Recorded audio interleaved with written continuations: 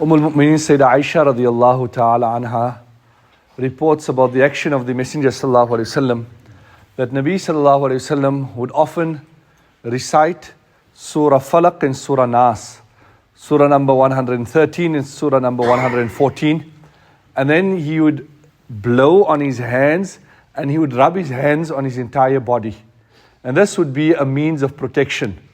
And Sayyidah Aisha radiallahu anha says that in the final sickness of Nabi sallallahu alayhi wasallam, he was so weak that he could not recite for himself. So she says, I would recite, but instead of blowing on my hands, I would blow on his hands and rub his own hands on his body, because my hands could never be a substitute for his hands.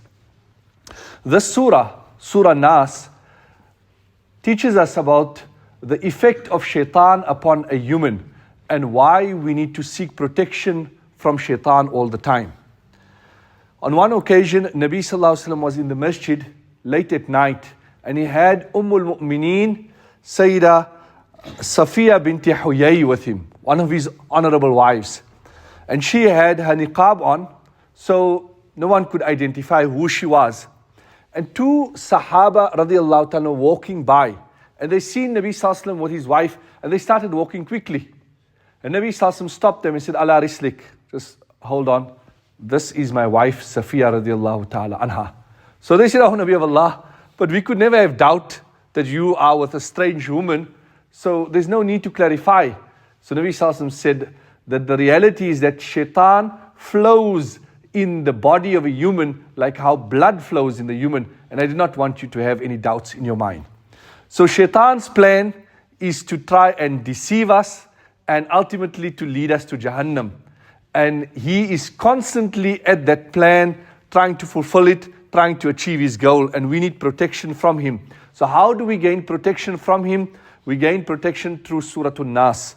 The surah starts off, قُلْ أَعُوذُ بِرَبِّ النَّاسِ مَلِكِ النَّاسِ إِلَهِ النَّاسِ. قُلْ, say, أَعُوذُ, I seek protection. بِرَبِّ النَّاسِ, protection, and Allah uses three qualities here. بِرَبِّ النَّاسِ, the Rabb of mankind. Rabb is that being who takes care of our every need at every stage of ours. Malikin Nas, the King of mankind, which is Allah subhanahu wa ta'ala. Ilahin Nas, and the deity of mankind. So three qualities, the Rabb, the King, and the Ilah. And a Lord, a Rabb, he looks after who he owns.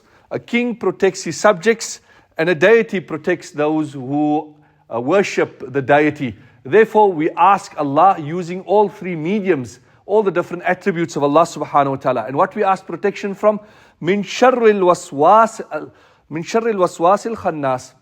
We seek protection from shar, the evil of al-waswas. Al-waswas is shaitan. He whispers evil into us. And then it says al-khannas. Khannas is when shaitan puts the thought and then he retracts. He perches himself at the back of the human, he puts the idea into the human, and then he retracts. الَّذِي يُوَسْوِسُ فِي صُدُورِ النَّاسِ. He puts his whispers in the chest of mankind.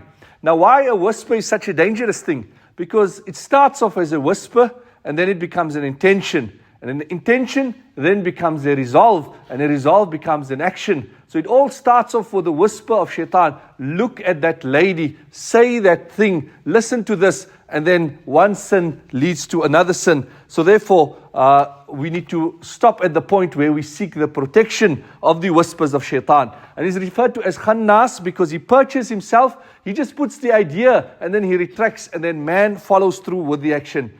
Minal jinnati wan nas, from the shaitan, from the jinnat, because shaitan is from the jinnat, kana minal jinni wan nas, and from the shayateen of mankind. How do they operate?